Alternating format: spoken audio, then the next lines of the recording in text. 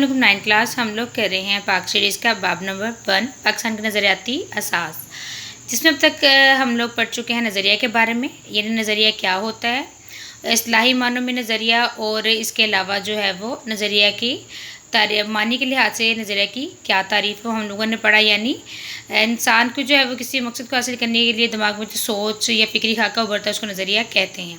हम लोगों ने नज़रिए के मार्क स्टार्ट किए थे, जिसमें हम लोगों ने मुश्तरका मज़हब के बारे में पढ़ा, यानी वो तमाम सोर्सेज जो मिलकर एक नज़रिए को तश्कील देते हैं, जिसमें मुश्तरका मज़हब पढ़ा। यानी मज़हब सिर्फ अबादात का मजमूआ नहीं होता बल्कि ज़िंदगी के मुख्य शोबाजात में रहनुमाई फराहम करता है। मुश्तरका सियासी मकासद पढ़े, तो आज हम लोगों ने पढ़ना है मुश्तरका तालीमी मकासद और मुश्तरका मुआशी मकासद और मुश्तरका सकाफ़ती मकासद और नज़रिए की अहमियत के बारे में। तो स्टूडेंट बुक के रीड करने से पहले हम इसके बारे में थोड़ा सा कर लेते हैं। मुश्तरका तालीमी मकासद आप लोगों ने जो है वो स्टूडेंट्स 8 क्लास में भी पढ़ा था कि मुसलमान जो थे वो अंग्रेज़ी ज़बान बिल्कुल भी नहीं जानते थे। जंग आज़ादी के बाद जब अंग्रेज़ों ने कब्ज़ा किया, उन्होंने मुसलमानों की जो सरकारी ज़ुबान थी उर्दू, उसको ख़त्म कर दिया। उसकी जगह अंग्रेज़ी ज़ुबान को जो मरकज़ी हैसियत जो थी वो दिलवा दी थी, जिसकी वजह से जो है वो मुसलमान जो उलमा थे उन्होंने रद्द-ए-अमल का इजहार करते हुए अंग्रेज़ी ज़ुबान सीखने को इस्लाम के ख़िलाफ़ करार जो दिया, ठीक है, यानी खिलाफ़ इस्लाम जो था वो करार दिया। फिर कमाशी मकासद हम लोग पढ़ेंगे और उसमें हम लोग स्टूडेंट ये पढ़ेंगे कि आप लोगों ने 8 क्लास में भी ये चीज़ पढ़ी है कि जंग आज़ादी में हिंदू मुसलमान दोनों इकट्ठे थे अंग्रेज़ों के ख़िलाफ़, लेकिन जब अंग्रेज़ जंग जीत गए तो हिंदुओं ने सारा इल्ज़ाम मुसलमानों पर लगा दिया, जिसकी वजह से अंग्रेज़ों की नज़र में सिर्फ जो दुश्मन थे वो सिर्फ और सिर्फ मुसलमान थे। मुश्तरका सियासी मकासद नज़रिए की अहमियत तब हम पढ़ेंगे। तो सर हम लोग करते हैं मुश्तरका तालीमी मकासद। तो मुश्तरका तालीमी मकासद भी किसी कौम के नज़रिए के माकिज़ होते हैं। अंग्रेज़ों ने जब बरसिकर पर कब्ज़ा किया तो उन्होंने जो निज़ाम तालीम मुतारिफ़ करवाया उसमें सरकारी ज़ुबान की जो हैसियत थी वो अंग्रेज़ी को हासिल थी। आपको पहले ही बताया कि सरकारी ज़ुबान जो थी वो अंग्रेज़ी करार दे दी गई थी, इसको मरकज़ी हैसियत भी हासिल थी, और मुस्लिम जो उलमा थे उन्होंने रद्द-ए-अमल का इजहार करते हुए अंग्रेज़ी ज़ुबान सीखने को खिलाफ़ इस्लाम यानी इस्लाम के ख़िलाफ़ करार दिया। और बहुत से मुसलमानों ने नए निज़ाम तालीम यानी जिसमें अंग्रेज़ी ज़ुबान को मरकज़ी हैसियत हासिल थी उसको रद्द कर दिया, यानी मानने से भी इनकार कर दिया। ये सब एक नज़रिए की बुनियाद पर हुआ और वो नज़रिया क्या था? नज़रिया इस्लाम। मुश्तरका मुआशी मकासद। तो स्टूडेंट्स आप लोगों ने ये पहले भी 6 में 7 में 8 में भी है और छोटी क्लास में ये चीज़ पढ़ा है कि मुसलमानों ने क्या है कि मुसलमानों ने 1000 साल से ज़्यादा बरसगीर पर हुकूमत की। 1857 की जंग आज़ादी के बाद जब अंग्रेज़ों ने स्टूडेंट्स रूल किया था तो हिंदुओं ने जो था वो, हालांकि हिंदू और मुसलमान दोनों इकट्ठे थे, लेकिन क्या हुआ कि सारा इल्ज़ाम मुसलमानों पर लगा दिया। और बाद में उन्होंने अंग्रेज़ों को ये बात समझाने की भी कोशिश की कि अगर आप मुसलमानों को इसी तरह ही छोड़ देंगे तो दोबारा भी ये आपके खिलाफ़ खड़े हो सकते हैं। अंग्रेज़ों को जब अंग्रेज़ों ने इस बात को समझा और उन्होंने वो तमाम इक़दाम किए जिससे मुसलमानों को नीचा दिखाया जा सके। तो मुश्तरका मुआशी मकासद भी किसी कौम के नज़रिया के माकिज़ होते हैं। 1857 की जंग आज़ादी के बाद अंग्रेज़ों की हमदर्दी हासिल करने के लिए हिंदू अंग्रेज़ों को ये बात समझाने में कामयाब हो गए थे कि जंग आज़ादी में मुसलमानों का किरदार ज़्यादा था। अभी वही बात आ गई ना कि जंग आज़ादी में हालांकि हिंदू मुसलमान इकट्ठे थे, लेकिन हिंदुओं ने अंग्रेज़ों को ये बात समझाई कि ज़्यादा किरदार किसका था? मुसलमानों का था, और दोबारा यानी मुस्तकबिल में भी वो इस तरह की कोशिश कर सकते हैं। तो इस नतीजे में अंग्रेज़ों का रवैया मुसलमानों के खिलाफ सख्त हो गया और मुआशी तौर पर मुसलमानों पर जुल्म जारी रहा।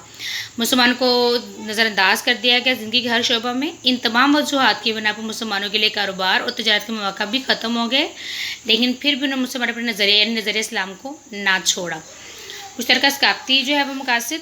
तो सर मुश्तरका सकाफ़ती मकासद की बुनियाद पर भी किसी कौम का नज़रिया जन्म लेता है। तो स्टूडेंट्स अंग्रेज़ों के हिंदुस्तान पर कब्ज़े के वक्त उर्दू को सरकारी ज़ुबान की हैसियत हासिल थी।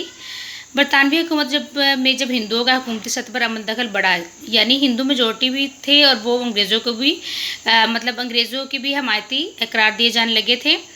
तो हिंदुओं का हुकूमती सतह पर अमल दखल बढ़ने लगा तो उन्होंने उर्दू की जगह हिंदी को सरकारी ज़ुबान का दर्जा दिलवाने की कोशिश की। उर्दू का चूँकि अरबी रस्म ख़त में लिखी जाती थी उर्दू, इसलिए इसे इस्लाम और मुसलमानों के करीब तस्वुर किया जाता था, जबकि हिंदी देवनागरी रस्मुल ख़त में लिखी जाती थी। लिहाजा हिंदुओं ने उर्दू की जगह हिंदी को सरकारी ज़ुबान सरकारी ज़ुबान का दर्जा देने का मुतालबा किया। मुसलमानों को हिंदी पढ़ने लिखने पर बिल्कुल अबूर हासिल नहीं था। हिंदुओं के समझ ने मुसलमानों को सोचने पर मजबूर कर दिया कि वो मुतहदा हिंदुस्तान में अपने तशक्कुस को मज़ीद बरकरार नहीं रख सकेंगे। ठीक है जी। उसके बाद है नज़रिए की अहमियत। नज़रिया क्यों अहम है, इसके आप देखें नंबरिंग दी गई है, पॉइंट सही है। नज़रिया सोच की अक्कासी करता है, ठीक है जी, यानी अक्कासी या अक्कास का वर्ड होता है जिसमें ज़ाहिर करना, ٹھیک ہے، تو نظریہ لوگوں کی سوچ کو ظاہر کرتا ہے اور قومی اسی سے ہی زندہ یعنی اقوام اسی سے زندہ نظر آتی ہیں۔ پوائنٹ نمبر 3 دیکھیں، نظریہ انسان کے ایک دوسرے کے ساتھ قومی حقوق و فرائض کی وضاحت بھی کرتا ہے۔ نظریہ قوموں کو متحد یعنی اکٹھا رکھنے میں مددگار ثابت ہوتا ہے۔ نظریہ مقاصد کے حاصل کرنے کے لیے یا حصول کے لیے ہر قسم کی مشکلات کا مقابلہ کرنے کی طاقت بخشتا ہے۔ اب دیکھیں اسٹوڈنٹس، ہمارا نظریہ کیا تھا؟ نظریہ اسلام۔ تو یہ ہمارا مقصد کیا تھا؟ الگ وطن حاصل کرنا جہاں ہم اسلام کے اصول کے مطابق زندگی گزار سکیں۔ تو یہ ہمارا مقصد تھا۔ اس کو حاصل کرنے کے لیے ہمارے راستے میں جتنی مشکلات آئی تمام مسلمانوں نے مل کر ان کا ڈٹ کر مقابلہ کیا۔ تو نظریہ مقاصد کے حصول کے لیے جدوجہد کا جذبہ پیدا کرتا ہے، یعنی نظریہ مقصد کے حصول کے لیے جذبہ پیدا کرتا ہے، جدوجہد یعنی کوشش کرنے کا، اور مقصد کے حصول کو یقینی بناتا ہے، یعنی انسان کا جذبہ پیدا ہوتا ہے اور وہ مقصد کو حاصل کرنے کی کوشش کرتا ہے۔ جیسے ہمارا جذبہ پیدا تھا کہ ہم نے الگ وطن حاصل کرنا ہے جہاں اسلام کے مطابق زندگی گزارنی ہے، تو مسلمانوں نے کیا کیا؟ کوشش کی اور اپنے مقصد کو پورا کر لیا اور آخر 1947 میں الگ وطن پاکستان دنیا کے نقشے پر ابھر آیا۔ نظریہ انقلاب یعنی تبدیلی کو جنم دیتا ہے، اس کی وجہ سے نئی راہیں نکلتی ہیں۔ تو فرینڈز، آج ہم لوگوں نے کیا نظریے کے مراکز، جس میں مشترکہ تعلیمی مقاصد پڑھا اور مشترکہ معاشی مقاصد پڑھا، مشترکہ ثقافتی مقاصد پڑھا اور نظریے کی اہمیت پر نظریے کی اہمیت وہ ہوتا ہے۔ یہ آپ کی بک کے پیج نمبر 2 اور 3 ہیں، جو کہ آپ لوگوں نے پڑھائے گئے ٹاپک اچھے طریقے سے ان میں یاد کرنے ہیں۔